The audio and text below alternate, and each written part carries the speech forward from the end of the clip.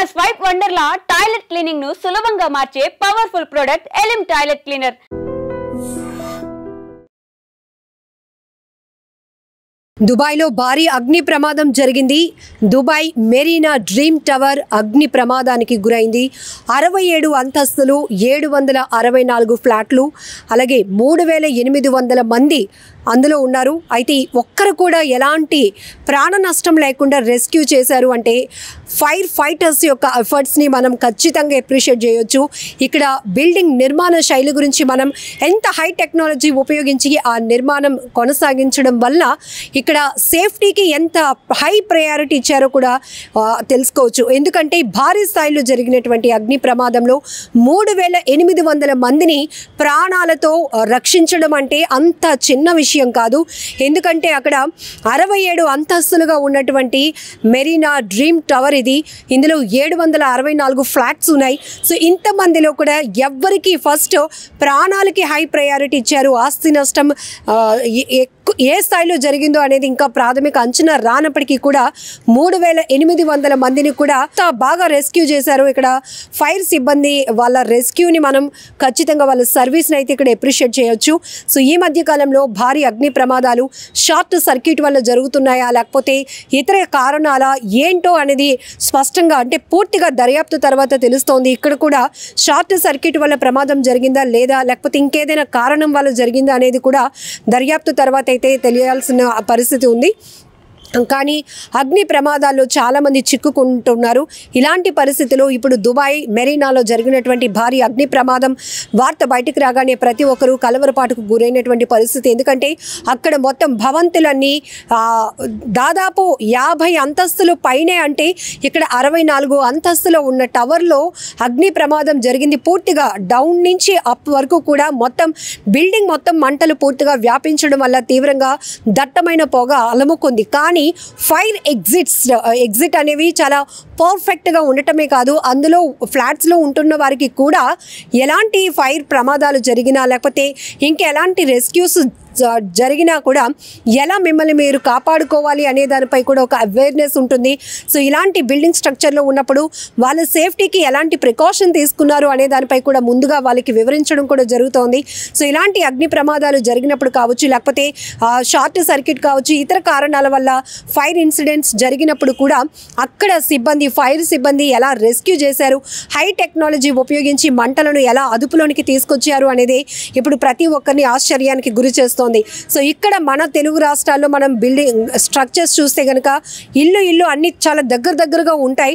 ఒకరినొకరు కాపాడుకోవడానికి పక్కన ఉన్నటువంటి ఫ్లాట్లో అగ్ని ప్రమాదం జరిగిన ఆ పక్కనున్న దానికి కూడా ఇమీడియట్గా వ్యాపించే పరిస్థితులు ఉంటాయి. ఎందుకంటే రెస్క్యూ చేయడానికి కూడా వెళ్ళలేనటువంటి పరిస్థితులు. కానీ ఇక్కడ దుబాయ్లో బిల్డింగ్ స్ట్రక్చర్స్ హై టెక్నాలజీ బేస్తో చేసినటువంటి ఆ నిర్మాణ శైలి గురించి మనం ఒక్కసారి చెప్పుకోవాలి. సో ఇన్ని ఫ్లాట్లు ఉన్న ఇన్ని అంతస్తులతో ఉన్న భవనంలో ఒక్కసారిగా భారీ అగ్ని ప్రమాదం జరిగినా కూడా ప్రతి ఒక్కరిని కూడా ప్రాణాలతో అంటే ఎలాంటి ప్రాణ నష్టం లేకుండా, ఆస్తి నష్టం అయితే ఎవరు దాన్ని ఆపలేరు. ఎందుకంటే అనుకోకుండా జరిగినటువంటి ప్రమాదంలో ఒక్కసారిగా మంటలు ఒకదానికొకటి వ్యాపిస్తూ ఉంటాయి. కానీ ఇక్కడ ఫైర్ ఎగ్జిస్ట్ ఉండటం వల్ల అలాగనే ఫైటర్స్ ఎవరైతే ఉంటారో అగ్నిమాపక సిబ్బంది, ఆ అగ్నిమాపక దళాలు ఇమీడియట్గా వందలాదిగా అక్కడికి చేరుకొని ఒక్కసారిగా వారందరినీ రెస్క్యూ చేసి 3800 మందిని ఆ ప్రమాదం నుంచి రెస్క్యూ చేసి కాపాడారు. అంటే ఖచ్చితంగా వాళ్ళ ఎఫర్ట్స్ని, వాళ్ళ సర్వీస్ని, వాళ్ళ టెక్నాలజీని కూడా, వాళ్ళ కోఆర్డినేషన్ని కూడా మనం ఖచ్చితంగా అప్రిషియేట్ చేయాల్సిందే. కానీ దుబాయ్లో అగ్ని ప్రమాదం భారీ ఎత్తున జరిగింది అనగానే ప్రతి ఒక్కరు మళ్ళీ ఉలిక్కిపాటుకు గురయ్యారు. ఎందుకంటే ఈ మధ్య ప్రాంతం, రాష్ట్రం, దేశం ఏదని పక్కన పెడితే ప్రమాదాలు జరుగుతున్నాయంటే అక్కడ ప్రాణ నష్టం గురించే ప్రతి ఒక్కరు వరి అవుతున్నారు.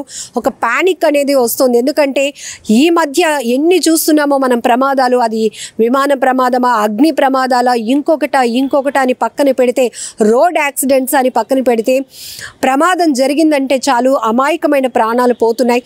అలాంటిది ఒక్కసారిగా మళ్ళీ దుబాయ్లో ఈ మెరీనా డ్రీమ్ టవర్లో భారీ అగ్ని ప్రమాదం జరిగింది. 64 అంతస్తుల టవర్ మొత్తం అగ్ని కీలల్లో చిక్కుకుంది అనగానే ప్రతి ఒక్కరు అందులో ఉన్న వాళ్ళ పరిస్థితి ఏంటి అనేది వరి అయ్యారు. అయితే ఈ దట్టమైన పొగలు అలముకోవటం వల్ల ఊపిరి ఆడలేనటువంటి పరిస్థితి అయిపోయినప్పటికీ కూడా అక్కడ ఫైర్ సేఫ్టీ ఆఫీసర్స్ మాత్రం తీసుకున్న ప్రికాషన్స్ వాళ్ళని ఇమీడియట్గా రెస్క్యూ చేసి ఆ ప్రమాదం నుంచి బయటపడేయడం మాత్రం 100% మనం కూడా అప్రిషియేట్ చేయాల్సింది. అలాంటి హై టెక్నాలజీ కావచ్చు, వాళ్ళు వాడేటటువంటి ఎక్విప్మెంట్ గురించి కూడా మనం మాట్లాడుకోవాలి. కొన్ని సందర్భాల్లో మనకి చూస్తూ ఉంటాం ఈ ఫైర్ అండ్ సేఫ్టీ వాళ్ళు వీక్ అంటే వారోత్సవాలు చేసినప్పుడు కానీ అవేర్నెస్ క్యాంపెయిన్స్ చేసినప్పుడు కూడా వాళ్ళు ఎలాంటి పరికరాలు ఉపయోగిస్తారు, ఇమీడియట్గా ఏవైనా ఎక్కువ క్రౌడ్ ఉండే చోట కూడా ఇలాంటి ప్రమాదాలు జరిగితే ఇమీడియట్గా వాటిని ఎలా ప్రాథమిక స్థాయిలోనే మనం కంట్రోల్లోకి తీసుకురావాలి అనే దానిపైన అవగాహన కార్యక్రమాలు పెద్ద ఎత్తున చేస్తూ ఉంటారు.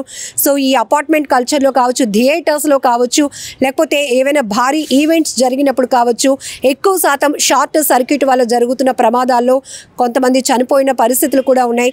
లేకపోతే ఏసీ అవుట్డోర్ యూనిట్స్ ఏవైతే ఉంటాయి దాంట్లో టెక్నికల్ ఫాల్ట్స్ రావడం వల్ల కూడా ప్రమాదాలు జరుగుతున్నాయి.